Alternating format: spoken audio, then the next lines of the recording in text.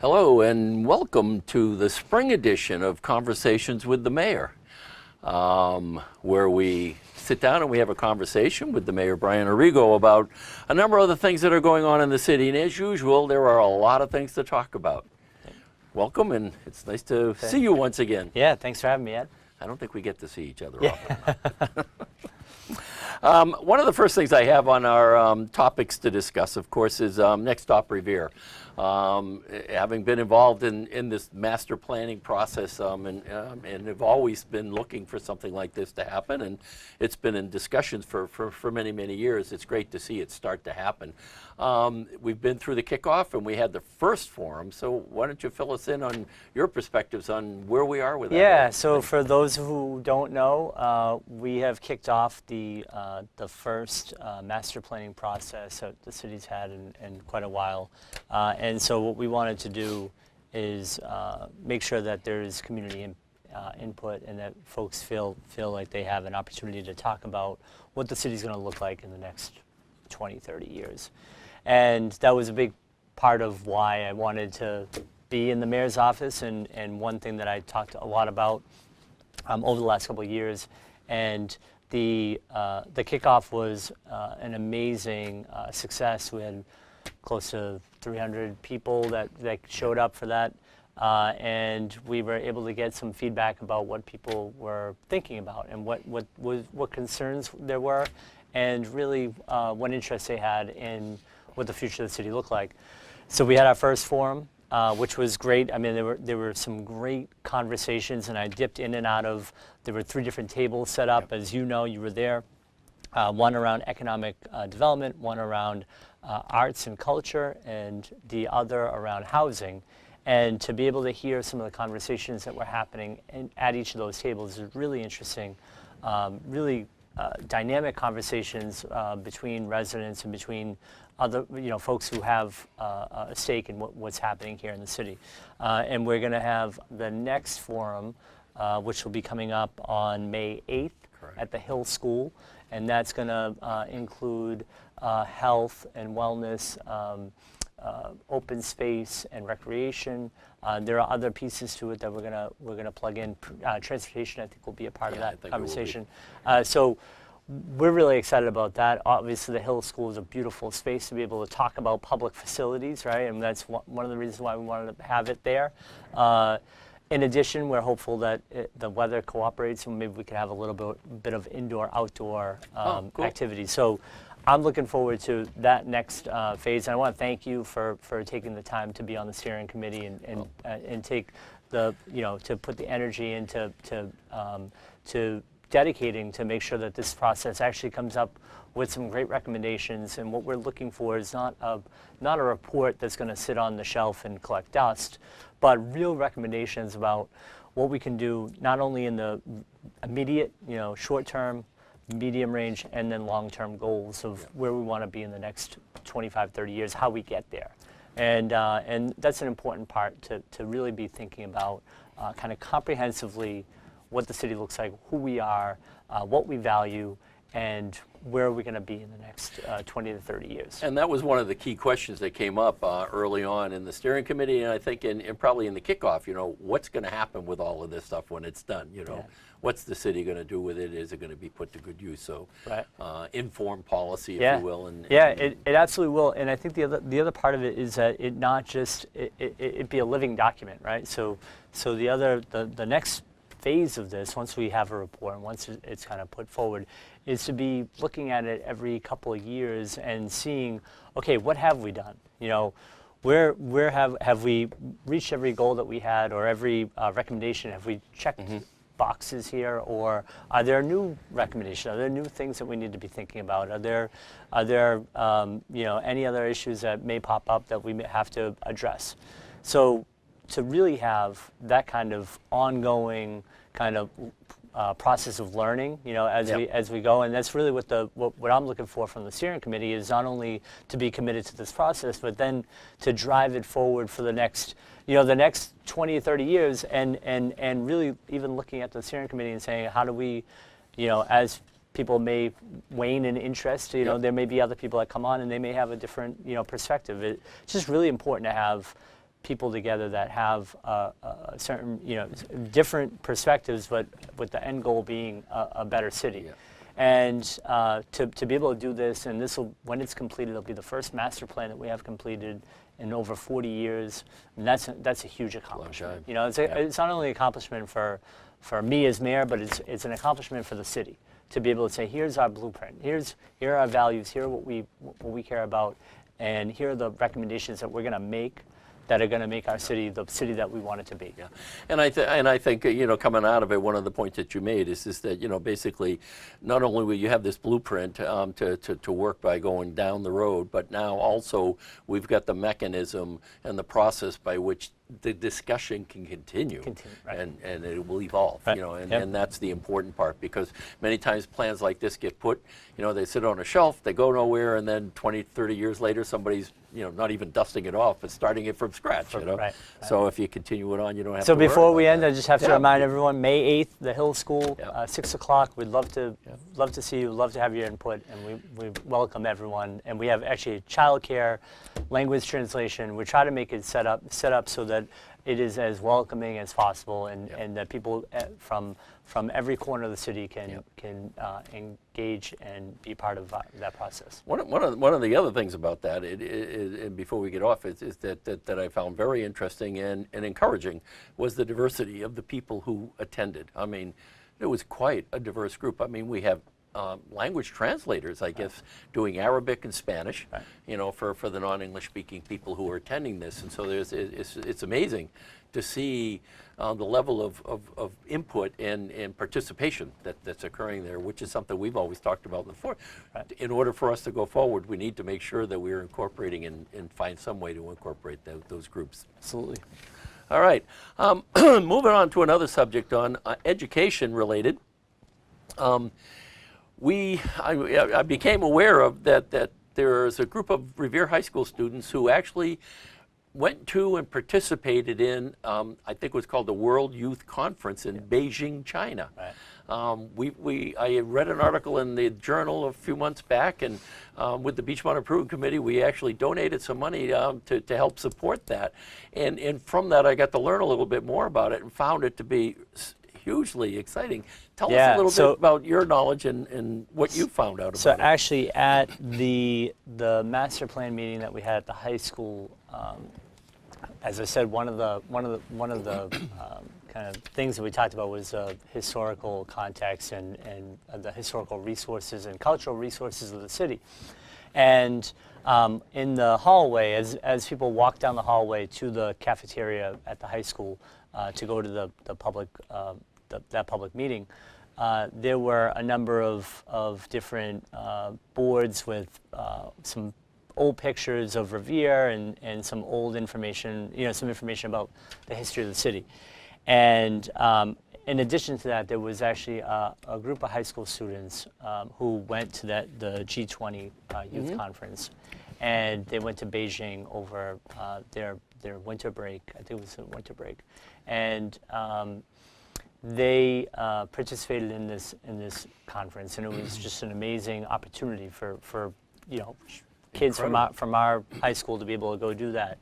And what was so exciting talking to those young folks was that they had such an appreciation for the area that we live in and the region that we live in, and one that as a 16, 17, or 18-year-old kid, you may not find that world perspective, but I think going there you go. I was just going to say perspective. Right. Yep, broadening them. Being able to go somewhere halfway across the world and to talk to people who knew about the region, right, the Boston region, and where Revere was situated in comparison to Boston and to all the great institutions that we have here.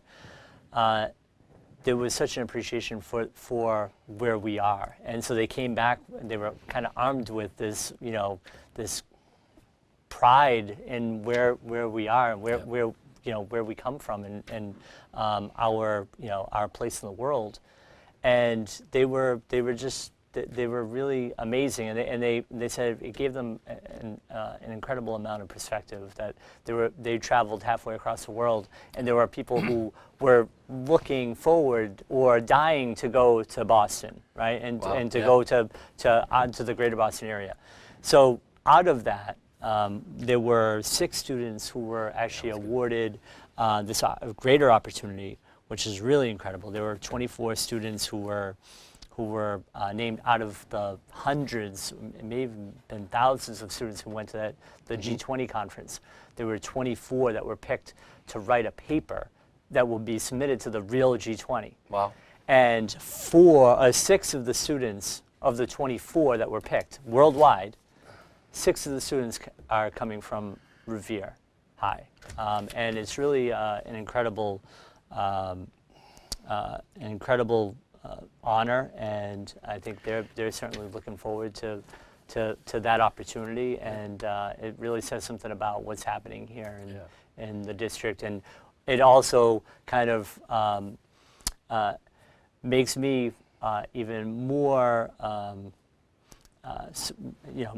more cognizant of the fact that we need to build a new high school, right? And that when that is built, it will really be the cornerstone to our educational experience here in the city, and it will be so deserved for the students that are at the high school now, because there are incredible things happening inside that building, and for the building to match all the good things that are happening in that building, it will really be impressive.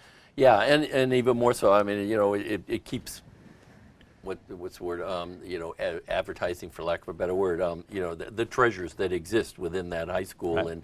and when you look at the accolades that continue to pile up, it is just amazing, and this is just one more of those amazing examples of what we've got there, and how well they're doing. So it's a great one. Wanted to move on to recently another effort that took place within the city to assess where we're at, was the vulnerability assessment. Taking a look at what sort of issues does the city face, primarily via natural hazards type of thing. There were 2 sessions, I believe, working sessions. I should know, I was part of them. And then there was the final report that was presented at the Rumney Marsh Academy a few weeks ago. Talk a little bit about that. Yeah, so you mentioned, and we've talked a little bit about planning for the future and thinking about the city in the next 20 to 30 years. One piece that we can't ignore is our coastline, and having some climate resiliency and dealing with climate change, as it continues to happen. So what we did was make sure that the city was kind of prepared to be able to take advantage of additional resources that are being provided by the state. The state has a program called the MVP program, and it's a Municipal Vulnerability Program, Preparedness Program. So Municipal Vulnerability Preparedness. And the city was not, even though we have a beautiful shoreline, we were never considered an MVP community. So when I heard that, I said we need to make sure that we change this. We need to deal with these issues kind of head on. And so we have been in the process of being designated as a Municipal Vulnerability Preparedness community. And so part of that process was having these open sessions, as you talked about, and then having a report that we partnered with an engineering firm, AECOM, to put together essentially a snapshot of where we are right now and what issues do we have, what have we seen. The winter storms of 2018, which you're a Beachmont resident, I'm sure you remember well, Pearl Ave. Being underwater, was that picture was circulated by Time magazine.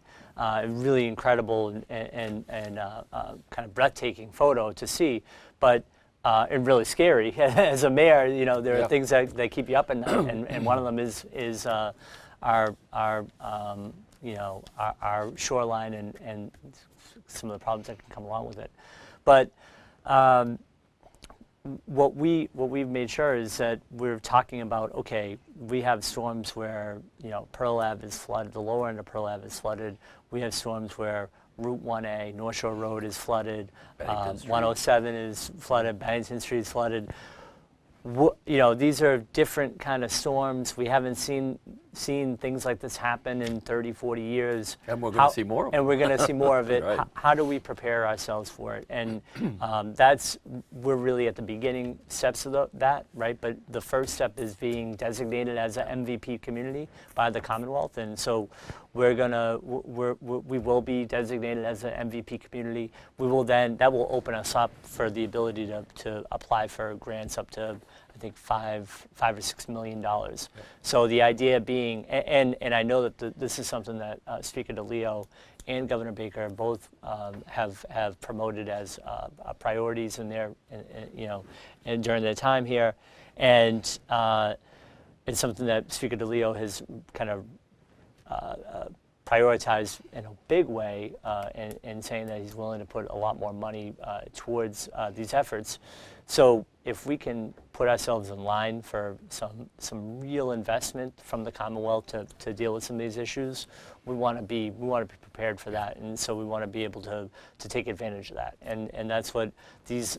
Not only is it a kind of some of it is a learning process and the ability for us to be planning for what we can do, but it's also making sure that we can take advantage of resources that are provided by the Commonwealth. That's true. I mean, having been in the business continuity and resiliency planning business for a number of years, this is the first step to that whole process. Figure out where you're at, figure out what your vulnerabilities are, and then establish priorities and start planning to mitigate the impacts of those. Right. So, and we've had our coastline for a long time, so this is this first step is happening, and maybe it should have happened, in the past, but we are where we are, and we all we can do is make progress, and so what we're kind of prioritizing and making sure it happens is that we do move forward, and we're put in a position that we can take the important full thing advantage. is that it's being done. It's being done, right. Going back to that, and you mentioned Speaker DeLeo, and if I remember right, reading in the Journal or even the Globe at one point, I know there was funds allocated, I want to say in last year's session or whatever, relative to coastal erosion and things of that nature. Is that tied to the MVP funding that you were just talking about, or is that something separate? So I think it is a little separate, but some of what the speaker has focused on is green jobs and clean energy, promoting clean energy.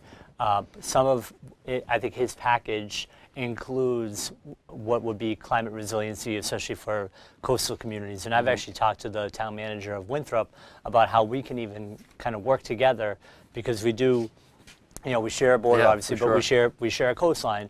And so if we're doing, and they're even further behind in the process than we are, so we're a little bit ahead of them.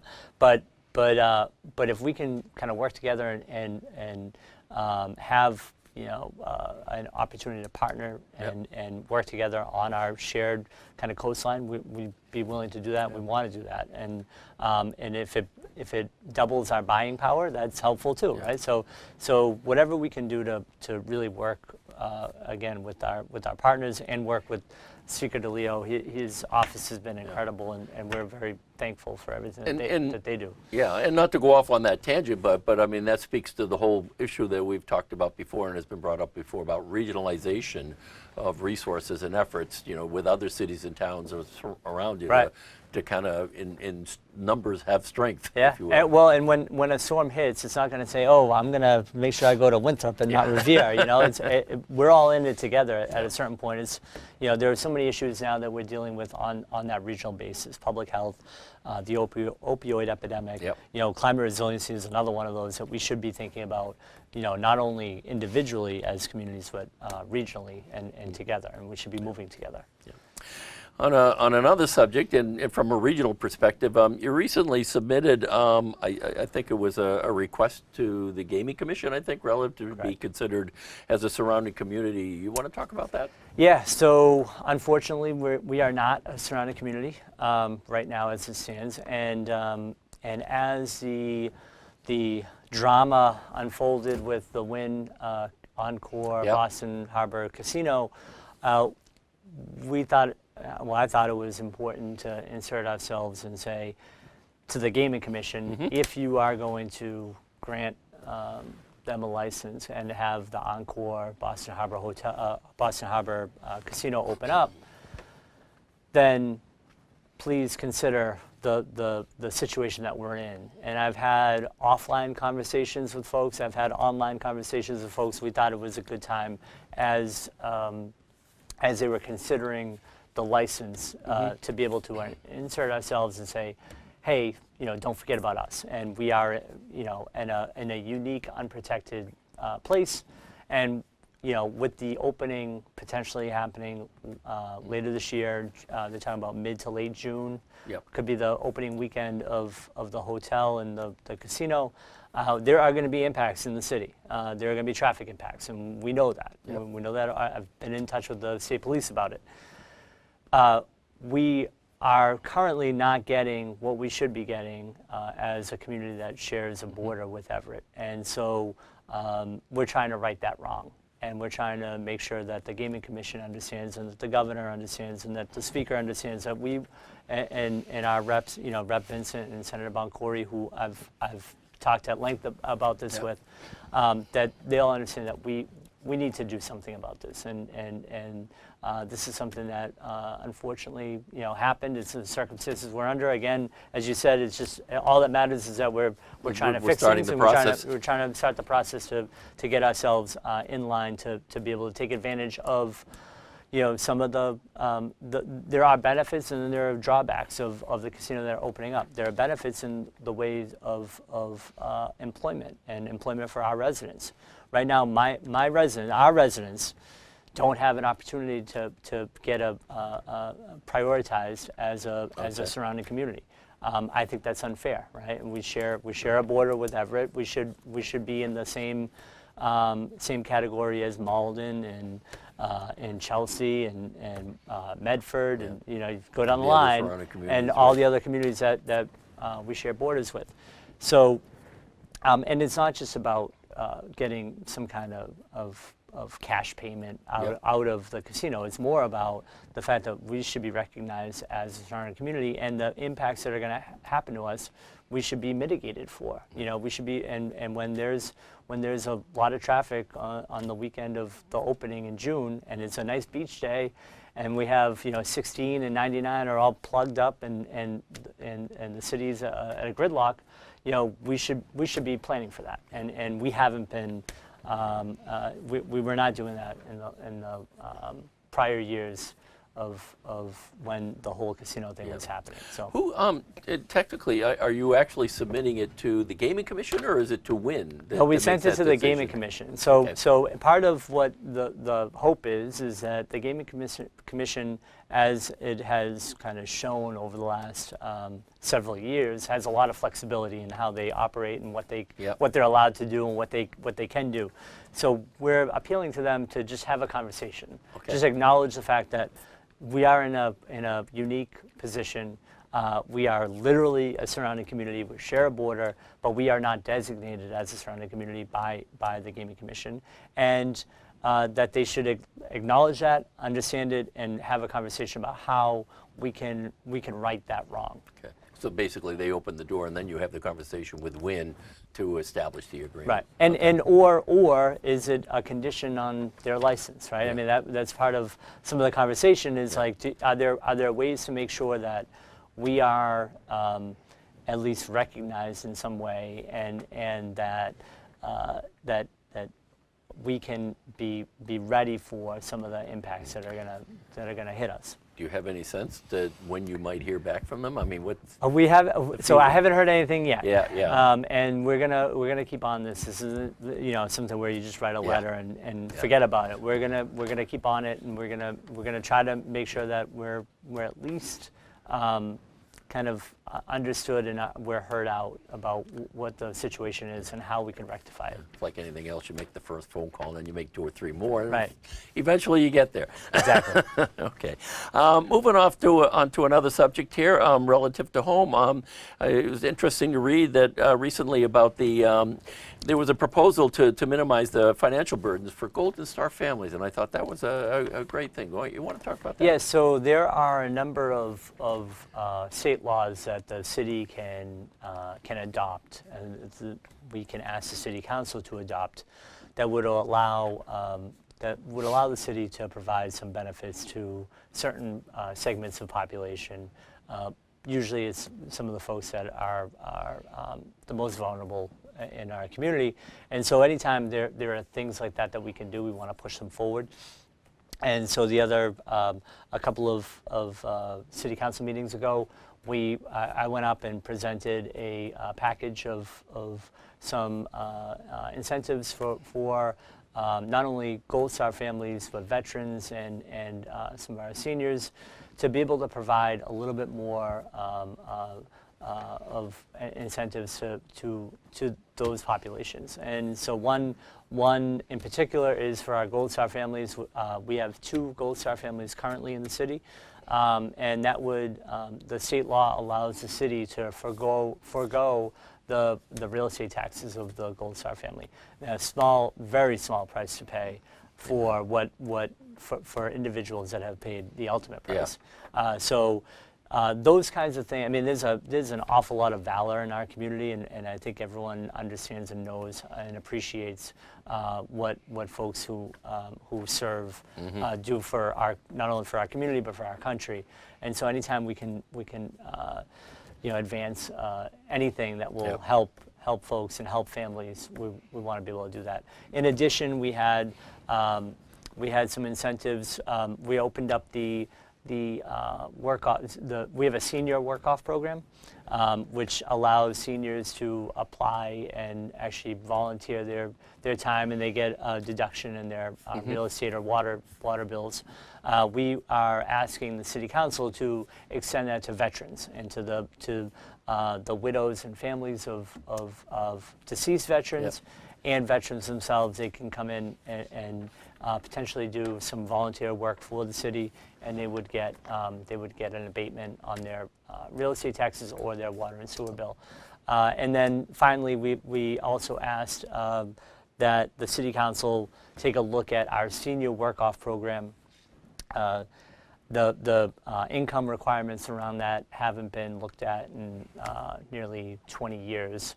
So when the city instituted the program, they had a income requirement, and it was around $44,000.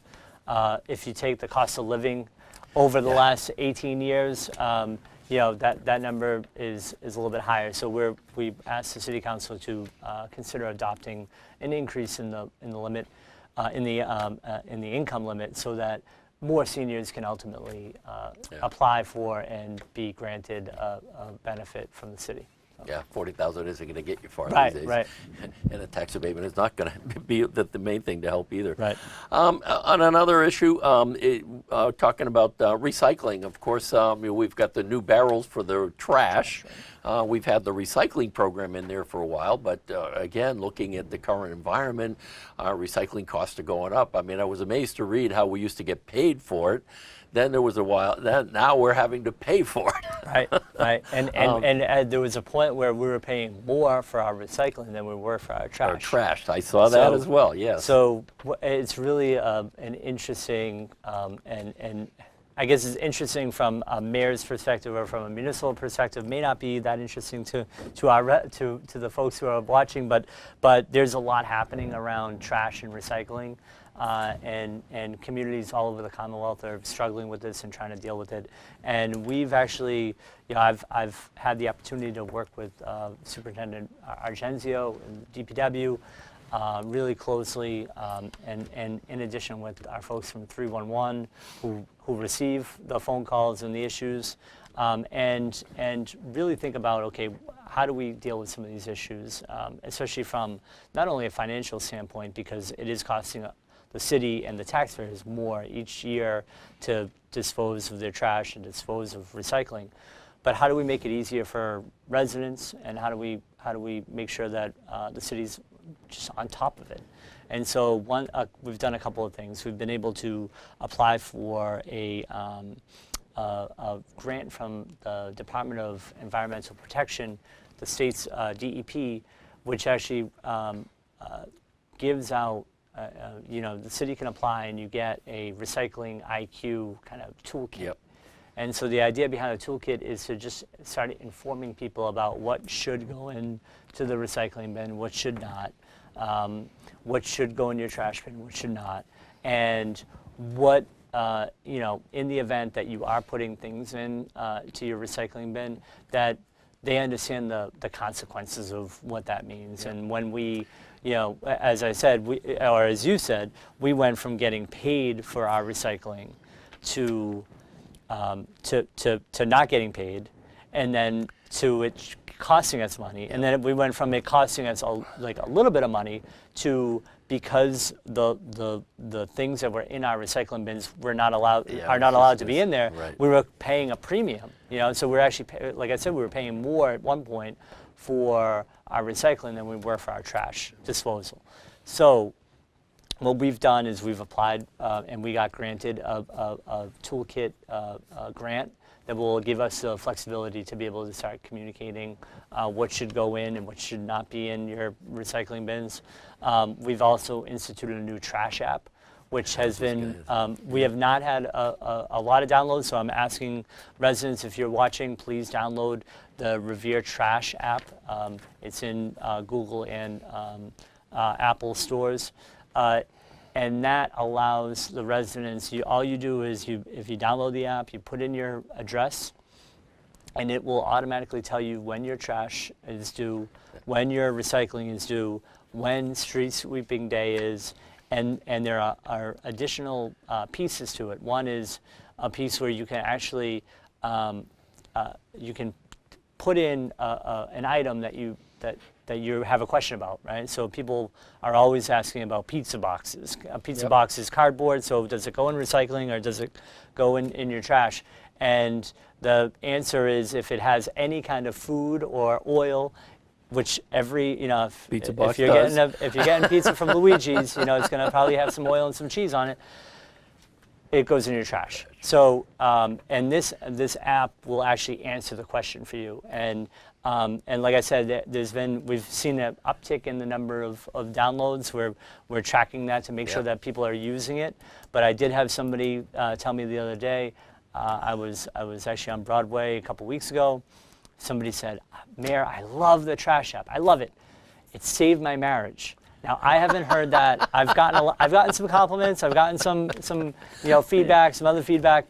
That was a first for me to hear that something that we did saved a marriage. I was really happy to hear about it, but it was interesting because it really is, and it's really helpful. You get a little reminder before, the day before your trash that it's trash day. You get a little reminder the day before street sweeping that it's going to be street sweeping day, and it's another way for us to try to communicate and try to get people to understand the impact of what is seemingly a day-to-day thing or a week-to-week thing that we do, putting out trash, not really. Not something that we have to think too much about, but there are consequences to what goes in those bins, and we want people to know that. So does it also tell you, like, for example, which week is your recycle week versus the regular trash week? So it'll tell you. That's always the question. Yep, is this recycle week? It'll tell you, it'll tell you trash, or if it's a trash and recycling, it'll tell you it's a trash and recycling week. So really helpful, and another way for us to try to make life easier for the residents of the city. And that's part of what my job is all about. I was going to say, and certainly it's not so much that it will save my marriage, but I've had my hand slapped a couple of times for throwing the wrong thing in the recycle bin. So that'll be helpful. Just one other question, and I don't know if you have the answer relative to that. And as you pointed out, it's not just the cost of getting rid of the recycled goods, but it's also the cost of cleaning up or weeding out the goods that don't belong in there. Do you have a sense for what percentage of what we're paying is stuff that shouldn't be there versus what should be? So the way that the disposal companies work is if you have a load, right? So now it's not even just your trash, right? Right. Or your recycling. It's everyone's recycling, say, on a route. Okay. When they go and dump that load, they'll check it, and if they check it, and if a certain percentage of it is not what it should be, or it's kind of determined to be a dirty load, then they will charge a premium for that. And so, so that's yep. the problem is that if you have enough of the bad stuff getting into your recycling, Yeah. the city ends up getting charged at a real Yeah. steep premium, and we don't want that. Yeah, and that's what I was trying to determine. What's that premium? How much of that? I think it's over 30 or 40% is like the mark, and so you should be really, DEP and the state wants you, like 10 or 15%. That's like where you should Yeah. be. 30 is like really high. We've had numbers higher than that, so we want to fix it. Right, and getting back to getting people to understand the issue and all of that, the fact of the matter is that if you don't do it right, it's not that, oh God, I don't care what goes in there. Right. They'll pay for it. Well, it's other city services that you're Right. not going to get money for Exactly. because you're having to pay for getting rid of trash. Right. And I've seen it, trash bag. People put their recycling in trash bags and put the trash bag in their recycling. The trash bag can't go in the recycling. It shouldn't be in the recycling. Yeah. So just little things like that we're going to try to remind people of. Yeah. The other piece that we have that I don't want to forget is our textile program. I was just which going to is bring that up. One of we're one of a handful of communities that have brought in a textile company, but the idea behind that is pink bags that people have seen hopefully throughout the city. Those bags you put shoes, any textiles. So think clothing, think bed linens, think curtains, sneakers, and even pots and pans can go in there. The idea behind that is that those things don't go in our trash or our recycling, and that saves us some money. And it also that if those the items that you're putting in the pink bag can be reused, they will be reused, and it's just another hopefully convenient service that we can provide to the city. And I know we're going through spring cleaning. You find stuff that you may say, okay, I want to donate that, and then it sits in a corner for months because you don't end up getting out to actually donate it. This, at least you could just put it in a pink bag. You put it out with your trash, and they'll come around and pick it up. How's the program been working? The program's been working great. That's a situation where we do get paid for the tonnage that they provide. So I don't have the numbers off the top of my head, but we have been getting checks that have been coming into the city based on that program. And if it makes a little bit of an indent in what we're spending for our trash and recycling disposal, we want to do that, and we want to provide a convenient service to our residents. And before we get off that subject and going back to the app, one of the interesting things I read, and I think it was a quote by Paul Argenzio, because he had the app, and he says what he found the most amazing thing about it is that he could actually go on and say, name an item, and it would tell him whether that item is recyclable or not. Right. So you don't just have to read a list of what's recyclable, but you can actually say, is this good? And it will you tell can actually punch it in, so and it'll tell you. Right. That's the best part. It's called Waste Wizard. So there's a Waste Wizard, and you can just put in an item. You could put bottle, and it'll tell you to put it in your recycling. That's fantastic. Moving on to another subject, and again, springtime road work. Yeah. And sidewalks. This is the time, and there's a lot going on. Yeah, no, particularly on my street, but yeah. It's an exciting time.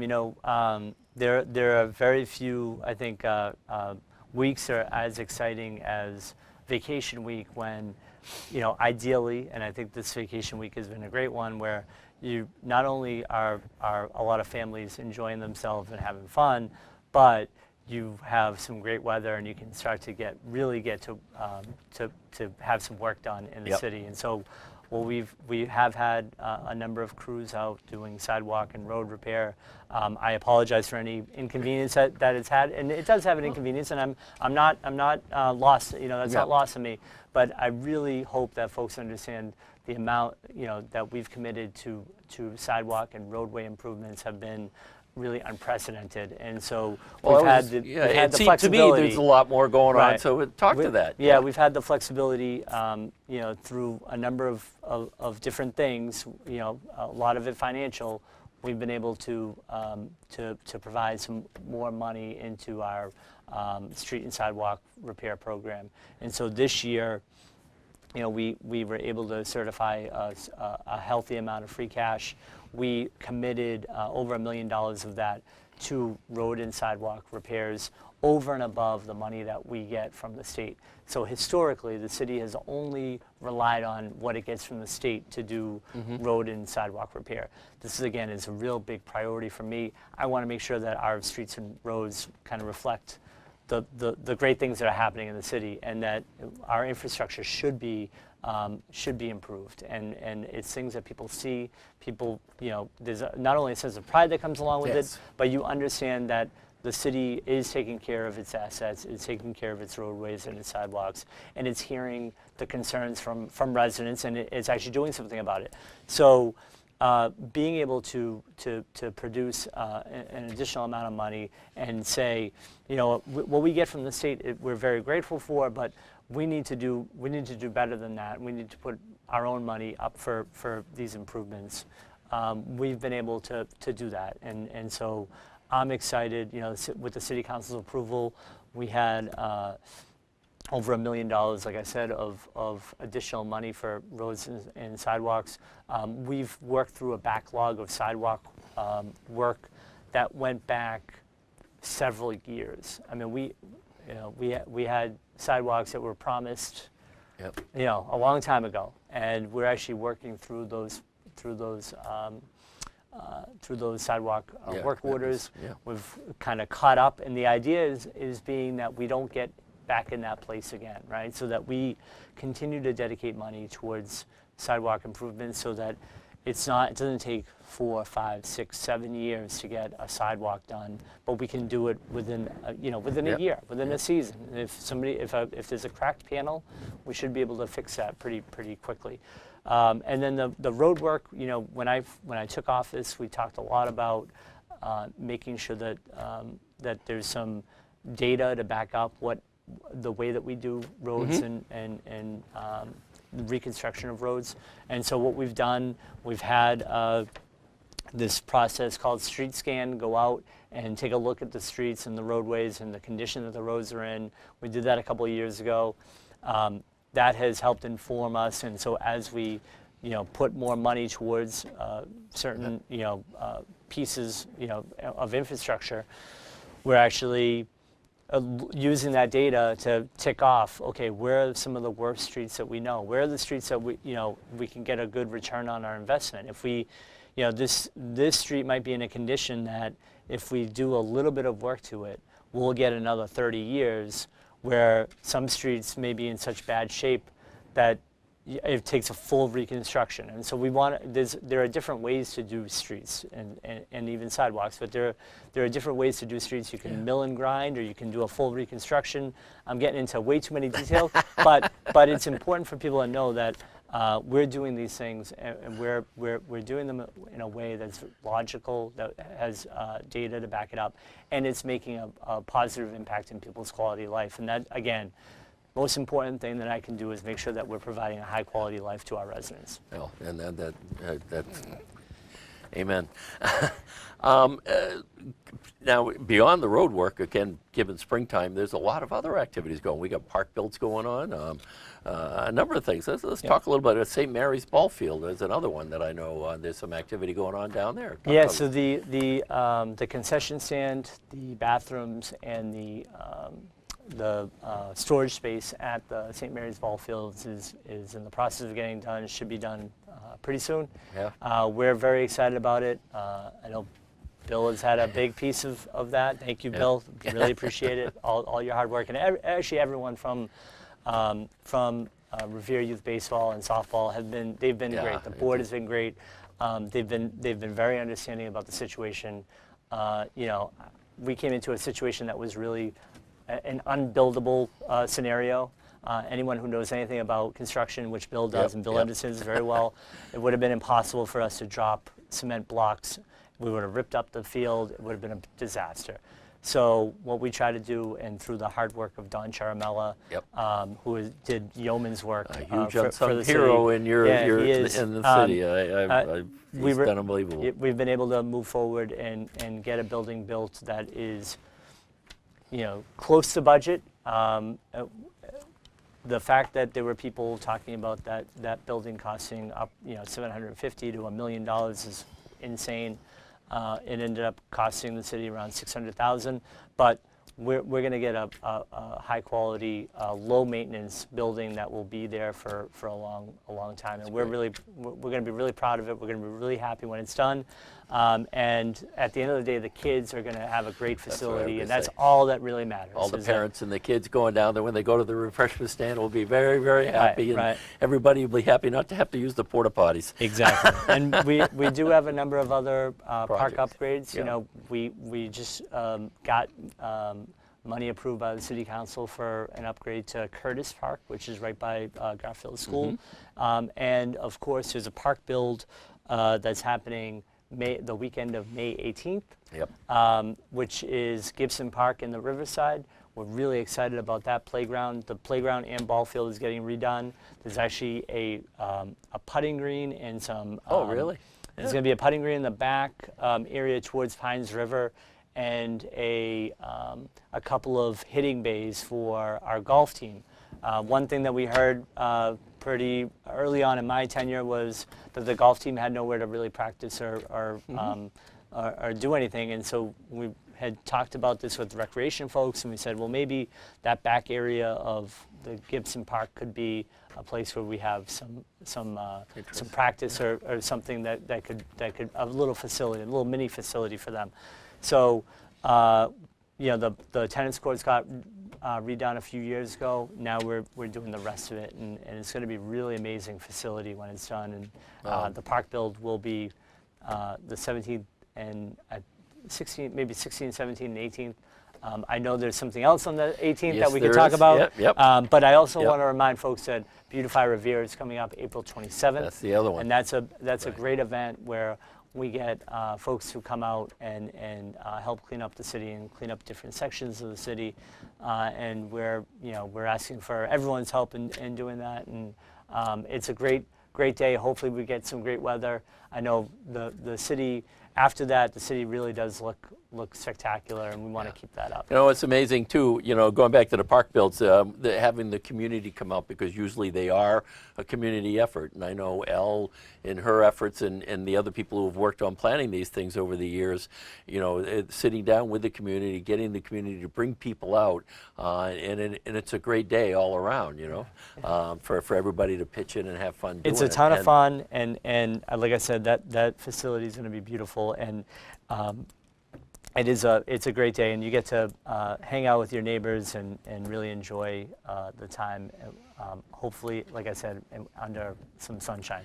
Yeah, so, and to go back, and I don't want to take up your time with our May 18th, the Great Revere Day at the Races effort, which also, speaking of springtime, speaks to the Public Stairs Network. We're trying to raise money for the restoration of the public stairs, and as you know, we've been working in partnership with the city to try and raise money. City's been putting in money, and we're making steps, strategizing, assessing, planning, strategizing how we get through to ultimately get all of these stairs to the point where they should be, and then to maintain them going forward. right. And a first step, a big step in that whole process will be the fundraiser that we've got coming up on the 18th at Suffolk Downs. It's one of the last days of racing there, and I'm not going to go into it too much because I do want to get into a couple of other subjects. We will be talking about it on RevereTV shortly, so keep your ears plugged. No, we're excited about that, and in terms of the public stairs, I am excited to say that we're going to go before the City Council with a number of capital appropriations. So we are in advance of. We just did a budget review with the council. The city auditor, budget director gave a little bit of a financial overview to the city council at the last meeting. The next step for us is going to be some capital appropriations that we'd like to have the city council review. We will be putting a capital budget before them for approval, and then we'll have the operating budget, which will come up probably in late May, early June. But one of the items that we're going to be requesting money for is public stairs, and so we're going to dedicate $100,000 towards public stairs for repairs, knowing that, and that's just, again, I don't mean to put my budget hat on, but there's pay-as-you-go, which is almost like cash that you pay for capital programming, and then you have your bonded debt.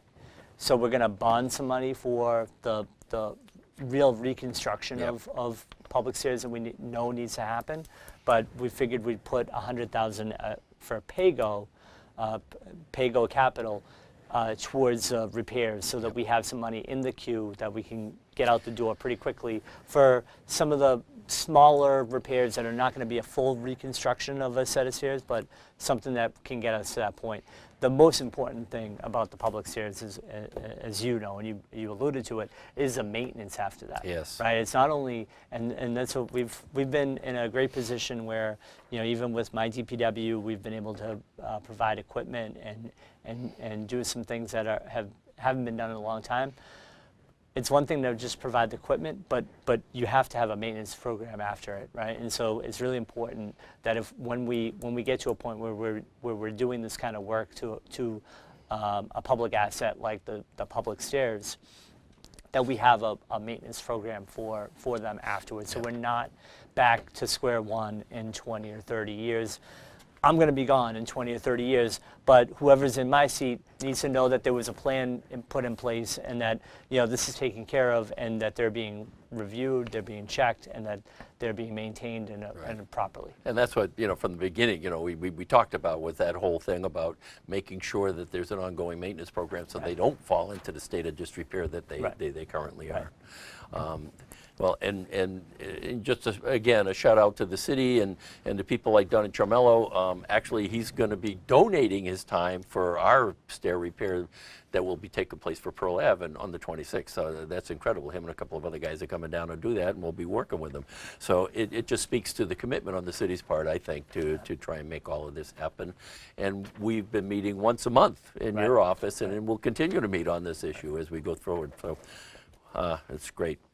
The last item I had here was the DPW and 311. I'll talk about that a little bit. Yeah, so 311 has been up and running for over a year now, and we are at the point where we're getting some great kind of information and data on how quickly things are getting done, and how many things are getting done in the city. And it's been really eye-opening and energizing to see how, especially around, and you mentioned DPW, but especially around DPW and 311, how they've really been able to work hand in hand. And we can actually now start to show people exactly how quickly potholes are getting filled, and how many potholes are getting done in a month. And I'm getting reports now, each month I get a report that shows me how long it's taken, and we are in really a great place, and to have, last year alone, 23,000 service requests get prioritized and done, really speaks to the investments that have been made in 311, in DPW, and throughout the city. And it's really a great story, and the fact that we're able to show that kind of progress really speaks not about me, but about all the people that are working for the city who do a great job. And I just have to give them praise for the fact that we are seeing some great things happen, and we're seeing things happen. We went from, I'll give you one example, our sign department, and the putting up of signs in the city, which is done as a DPW function. was the cause for a lot of consternation from the city council, and because the city council, requests signs to be put up, and sometimes it was taking an awful long time, and we had the data that was showing that it was taking a long time, and we continued to track it and track.